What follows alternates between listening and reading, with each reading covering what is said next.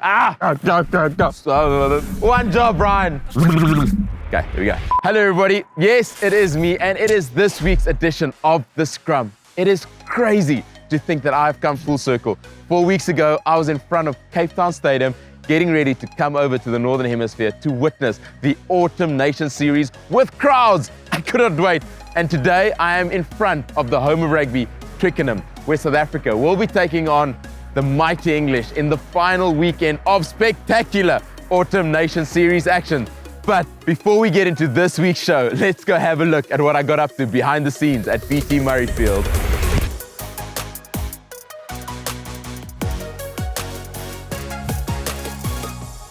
So it is the Autumn Nation Series, it is the penultimate weekend, and Amazon Prime Video has brought you some fantastic stuff, but the whole production doesn't just happen, and I think it is really interesting to maybe take you as viewers quickly behind the scenes to see what it's like. So there's trucks galore. The actual production environment is pretty insane. If you have a look at this, it's like people all around. That's Gruff Davies, or don't say Gruff, better known as Griff, who has actually strewn all his stuff over everywhere. The buttons that his papers are lying over actually need to be pressed, so I'm hoping at some point, Griff, you clean it up today. But what do we got to? 37 screens, Griff? Enough screens, yeah. Yeah. Hopefully you'll hit the right ones at the right time, eh? So it doesn't just happen. 4 hours pre-game, doing rehearsals, getting sound checks, getting mic'd up, and just making sure that we are ready to bring the best of the Autumn Nation Series to you. And it's quite a walk up. And this is what our set looks like. Production crew all ready, the camera guys are ready to go, and that's sort of where we'll be talking today. Rehearsals are very important when one does a little bit of TV, and we got the impressive Jilly Douglas, the incredible Faf de Klerk. I'm not quite sure whose hair is better today. I mean, between the two of them, outstanding, absolutely outstanding. And then John Barkley, just ever present. Box, grumpy today? Always. Yeah, always grumpy. So, thank goodness it's not raining, because Box brings a dampener to everything. But that is behind the scenes. Keep a lookout.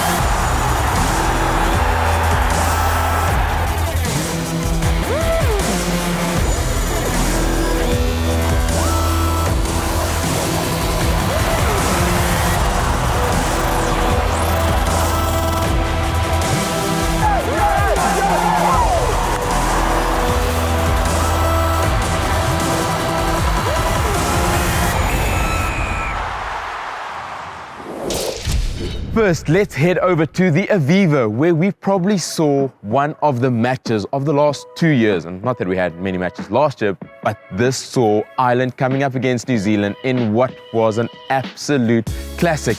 Ireland's 7th win in a row, and how inspiring was it to see the men in emerald green, both on attack and defense, playing a brand of rugby that would have not only won many new fans to the game, but made those enthusiastic rugby supporters of old so grateful with where the game currently is. And I think for me, it was all epitomized by that individual brilliance of Caelan Doris scoring a wonderful try, but having a man of the match performance.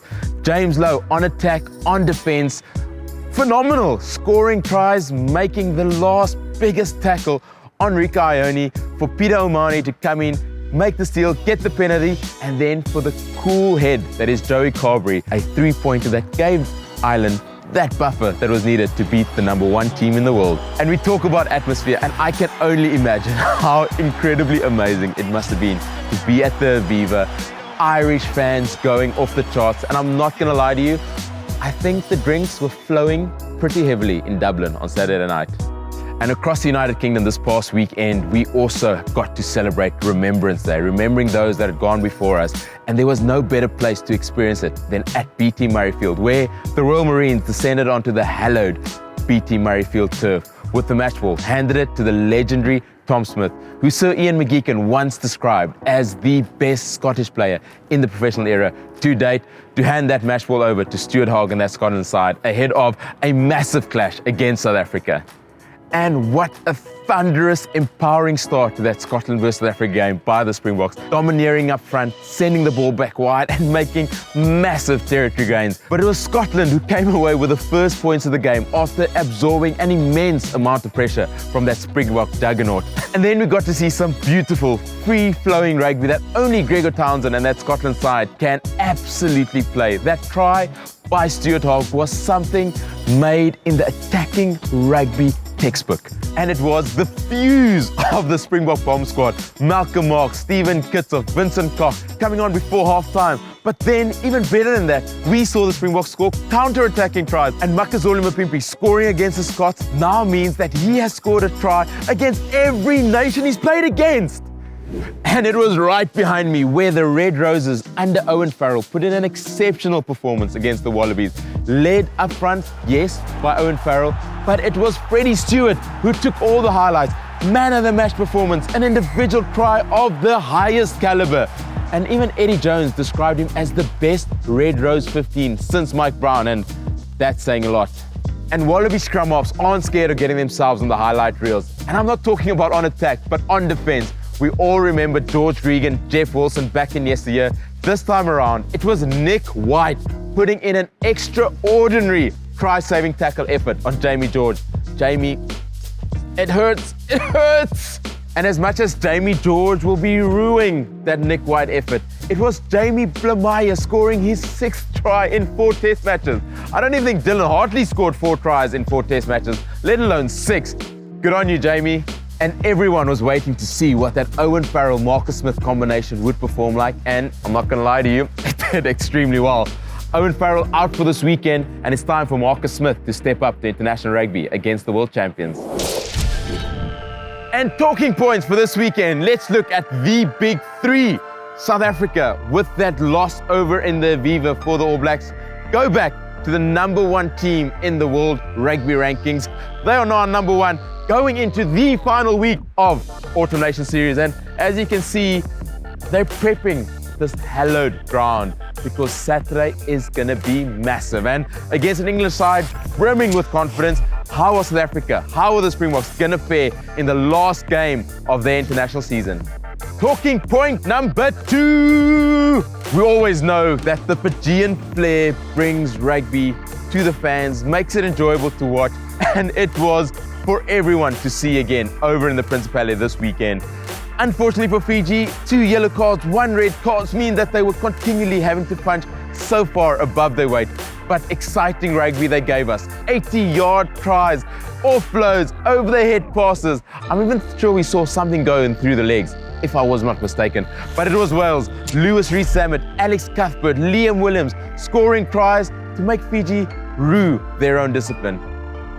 Talking point number 3, and it is, yes, that time of the year where you get to reflect, you get to think about who have been the best players across the globe this year. And yes, 4 have been named. There has been some contentious issues raised about New Zealand not having a player in the top 4 for the first time since 2004.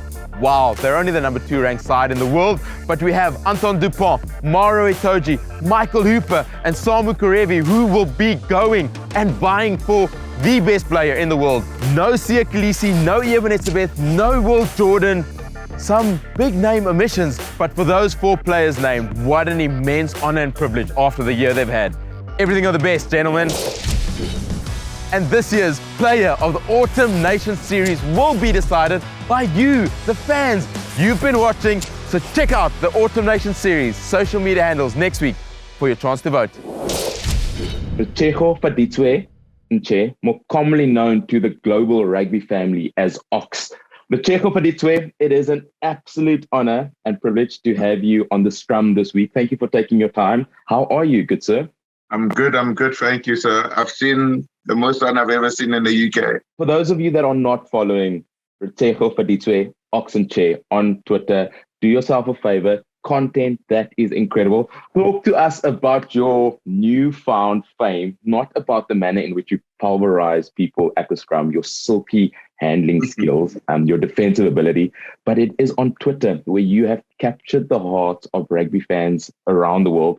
Everyone goes on Twitter to interact, and in social medias, most things you'd probably get like negative. It's always refreshing to actually just go on social media and interact with like good content, people that are like have a good sense of humor, and they're all just optimistic and happy. So I think that was my main focus, to just create a vibe and share a bit of my personality. So I never got to play with you. I did get to play with a few of your teammates, and I have seen some of your social media clips between yourself, Trevor Nyakane, and Teboho Opa Mahoje. Who is winning the dance contest? I'd say it's a tough one between me and Trevor. You're not even including Opa. I'm sorry. He knows. He knows this. Teboho, I have no words. I think it's straight up, he knows it. So if anyone had to challenge you to a dance-off, what would your go-to track be? Currently, I've been listening to a lot of South African house. I'm a piano. There's a song named Century, which is a nice. It's not too fast, not too slow. It has nice tunes to it. So I'd probably take that. You know what I'd just say? I'd say stop, collaborate, and listen. Ox is back with a brand new invention. Something hold it tightly, hold like heartbeat, failure at night. We'll let go. Yo, I don't know. When Ox is on the floor, he'll go. That's what I'll say. Like that's what I'll say. I know obviously it is your off day. We don't want to be keeping you for too long. Thank you very much for giving us of your time. I think we are extremely grateful for role models like you, that your engagement with the fans, the manner in which you play the game. It's beautiful to see your rise to stardom, both on the field, both off the field. Long may that continue. All the best for the weekend. And cannot wait to see that dance off between yourself and Trevor. Ladies and gentlemen, Ox Nché. Thanks, champion. Go well. Thank you, Bryan. Thanks for having me. Cheers. Don't mind me, I am sitting extremely comfortably here in the Royal Box at Twickenham, and it is a perfect segue into this week's social media wrap, because we start off with some presidential news. POTUS, President of the United States of America, Joe Biden, distant cousin of Rob and Dave Carney, not only sent a good luck message to the team ahead of this game against the All Blacks, but he also then video messages them, congratulating on them on their incredible third victory against the All Blacks. So we're really proud of you guys. Great win. And from presidential royalty, we move over to rugby royalty. He was voted by Rugby World magazine as the most influential player in world rugby, but he's also the most inspirational and possibly one of the most humble players in world rugby. Siya Kolisi, I am not worried about you autographing a pair of South African budgie smugglers. I am more worried about you spanking Naughty. What's Rachel going to say? Because even Gerard Butler was dropping his jaw, and I don't think it was at getting your jersey. It was at that naughty little spank. And there is a reason why they call fullbacks ballers. I've seen Drew Mitchell with some insane skills behind the poles, but this weekend it was Liam Sanjay Williams with a touch of skill that would have even made Lionel Messi super impressed. And rugby certainly gives you moments that make you think it truly is a game played in heaven, and none more so than this past weekend where Christ Chihunza gave his debut jersey for his country Wales to his former high school coach Steve Williams. If this doesn't make you warm and fuzzy, nothing will. And from royalty, let's move over to fantasy. And I'm talking Fantasy League Rugby. Autumn Nation Series Fantasy League Rugby, and it's not me on the top of the stakes. It's the team of Will with 1,777 points, leading my league. I need some help, Will. I'm not anywhere near. Help me.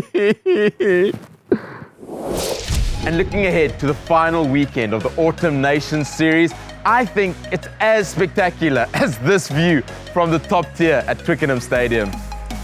And when you have a view as spectacular as this, you then also have a mouth-watering final weekend of Autumn Nations Series.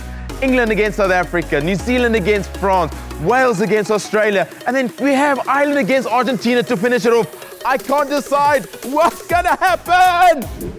And as every week, we want you to get involved. Please go onto the Autumn Nation Series social media channels. Hashtag us with Autumn Nation Series, with your comments, with your photos. Get involved because there is some awesome merch up for grab, like this hoodie. So get talking, get voting. And yes, I have been doing lives across the Autumn Nation Series social media channels, Instagram and TikTok. Keep a lookout because it will be happening. I promise you, it will. And that is it for this weekend's episode of The Scrum. It has been wonderful reviewing what's happened, previewing what's to come, seeing everything on social media. But join me next week after a wonderful weekend of Autumn Nations Rugby, where we will be giving up some cool merch, announcing the player of the Autumn Nations Series, and saying farewell to you for one last time.